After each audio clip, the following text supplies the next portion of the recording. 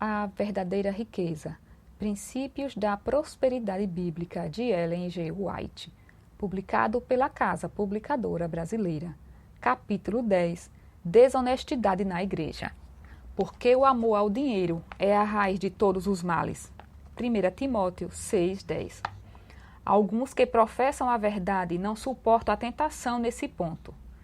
Entre mundanos nesta geração, os maiores crimes são perpetrados devido ao amor ao dinheiro. Se a riqueza não pode ser assegurada por meio de trabalho honesto, os homens recorrerão à fraude, ao engano e ao crime a fim de obtê-la. A taça da iniquidade está quase cheia, e a justiça retributiva de Deus está para descer sobre os culpados.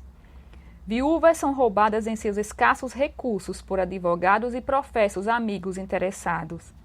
E pobres são levados a sofrer pela falta de coisas indispensáveis à vida, por causa da desonestidade que é praticada a fim de satisfazer a extravagância.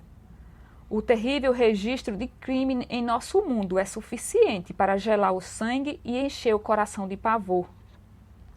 Mas o fato de que os mesmos males estão avançando até entre aqueles que professam ser, na verdade, os mesmos pecados praticados em maior ou menor grau, apela a uma profunda humilhação do ser. O ser humano que sinceramente teme a Deus preferiria trabalhar noite e dia, sofrer privação e comer o pão da pobreza, do que condescender com obsessão pelo ganho que oprimiria a viúva, o órfão, ou destituiria o estranho de seu direito. Os crimes que são cometidos por causa do amor à exibição e ao dinheiro transformam este mundo em um covil de ladrões e salteadores e fazem os anjos chorarem. Mas os cristãos são peregrinos na terra. Estão em terra estranha, parando, por assim dizer, por apenas uma noite. Nosso lar está nas mansões que Jesus foi preparar-nos. Esta vida é apenas um vapor que se desfaz.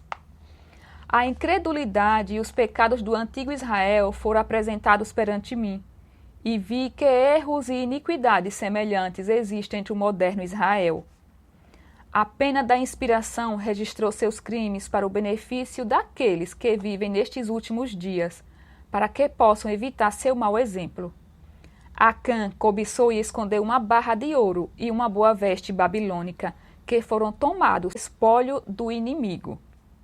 Mas o Senhor havia declarado a cidade de Jericó amaldiçoada e ordenado que as pessoas não tomassem despojo de seus inimigos para seu próprio uso.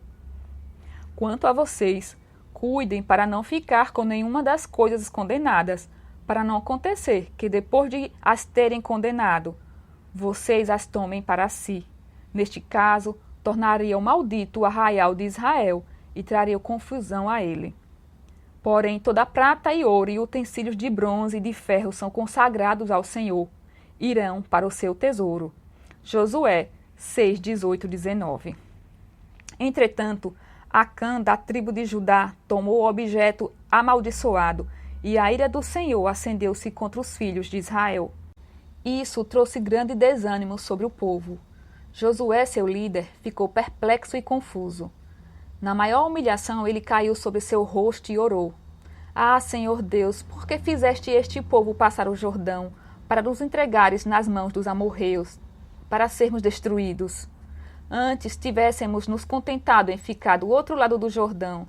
Ah, Senhor, que direi? Pois Israel virou as costas diante dos seus inimigos.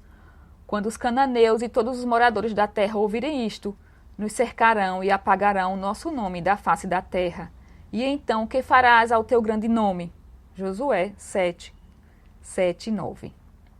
A resposta do Senhor a Josué foi: levante-se, porque você está assim prostrado sobre o seu rosto? Israel pecou.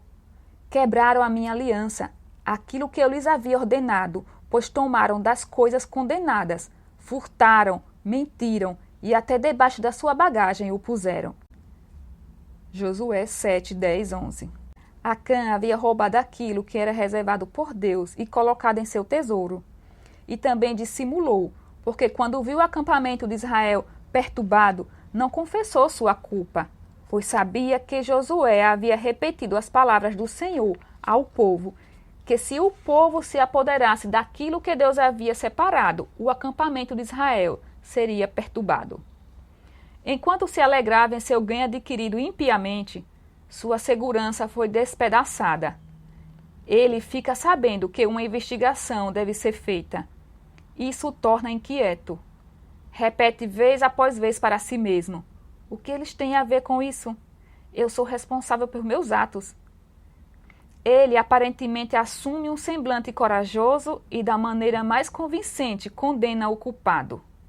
Se tivesse confessado, teria sido salvo. Mas o pecado endurece o coração e ele continua a afirmar sua inocência. Em meio a tão grande multidão, pensa que escapará da investigação. Sortes são lançadas para descobrir o ofensor. A sorte cai sobre a tribo de Judá. O coração de Acã começa a pulsar com temor de culpa, pois ele é dessa tribo, mas ainda se vangloria de poder escapar. A sorte é lançada novamente, e a família a qual pertence é apontada. Josué pode ver estampada a culpa no pálido semblante. A sorte novamente é lançada e identifica o ser humano infeliz. Ali está ele em pé, apontado pelo dedo de Deus como o culpado que causou toda aquela perturbação. Se quando Acã se deixou levar pela tentação, tivesse sido indagado se desejava provocar tal derrota e morte no acampamento de Israel, ele teria respondido: não, não, é seu servo um cão para fazer tão grande maldade?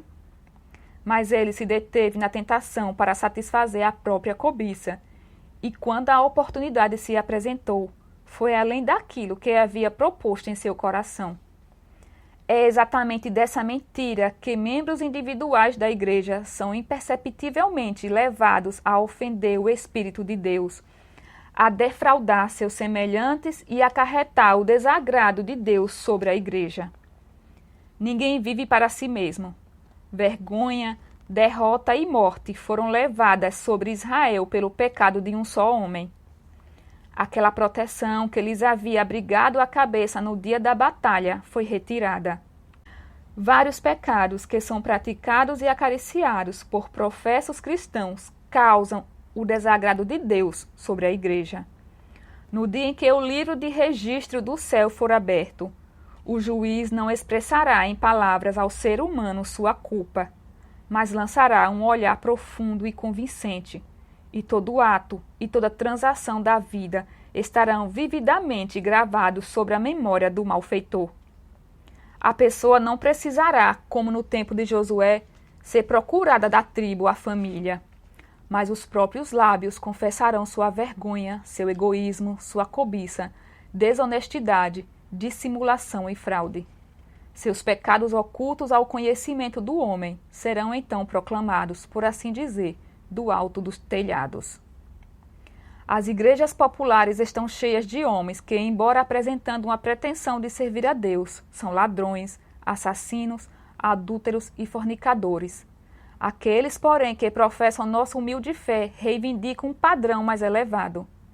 Eles devem ser cristãos bíblicos, devem ser diligentes no estudo do manual da vida. De maneira cuidadosa e com oração, devem examinar os motivos que os levam à ação. Aqueles que desejam colocar sua confiança em Cristo devem começar a estudar as belezas da cruz agora.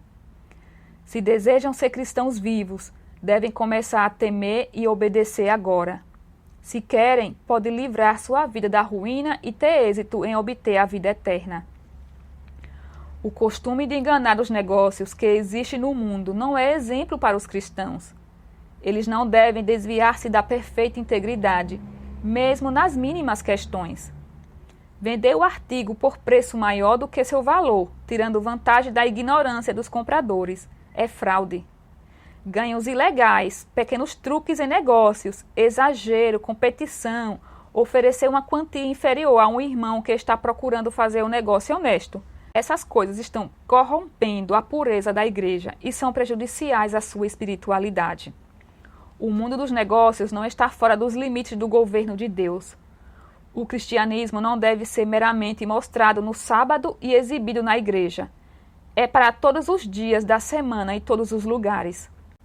Suas exigências devem ser reconhecidas e obedecidas na oficina de trabalho, no lar, nas transações comerciais, com os irmãos e com o mundo. Para muitos, o mundanismo atrativo obscurece o verdadeiro sentido da obrigação cristã. A religião de Cristo terá uma influência sobre o coração que controlará a vida. Homens possuindo o genuíno artigo da verdadeira religião revelarão em todas as suas transações comerciais tão clara percepção do que é correto, como quando oferecem suas súplicas diante do trono da graça. A vida com todo o seu potencial pertence a Deus e deve ser usada para promover sua glória em vez de ser pervertida ao serviço de Satanás, no defraudar nossos semelhantes. Satanás tem sido conselheiro de alguns. Ele lhes diz que se desejam prosperar, deve atender ao seu conselho. Não sejam excessivamente confiantes a respeito da honra e honestidade. Procurem dedicadamente seu próprio interesse, suavidade e generosidade. Não precisam cuidar da viúva e do órfão. Não os encorajem a procurá-los e a depender de vocês, que eles cuidem de si mesmos. Não perguntem se têm alimento ou se vocês podem beneficiá-los com bondade e prudente atenção. Cuide de si mesmos. Pegue tudo quanto puderem. Roubem a viúva e o órfão e tire do estrangeiro seu direito, e terão recursos para suprir suas várias necessidades. Alguns têm acatado este conselho e desprezado aquele que disse: a religião pura e sem mácula para com o nosso Deus e Pai é esta: visitar os órfãos e as viúvas nas suas aflições e guardar-se incontaminado do mundo. Tiago 1:27. Satanás oferece aos seres humanos os reinos do mundo, se lhe concederem a supremacia. Muitos fazem isso e perdem o céu. Antes morrer do que pecar. É melhor passar necessidade do que defraudar. Melhor passar fome do que mentir. Que todos os que são tentados enfrentem Satanás com as palavras: bem-aventurado aquele que teme ao Senhor e anda nos seus caminhos. Você comerá do fruto do seu trabalho. Será feliz e tudo irá bem com você. Salmo 128, 1 e 2. Aqui está uma condição e uma promessa que serão inegavelmente cumpridas. Felicidade e prosperidade serão o resultado de servir ao Senhor.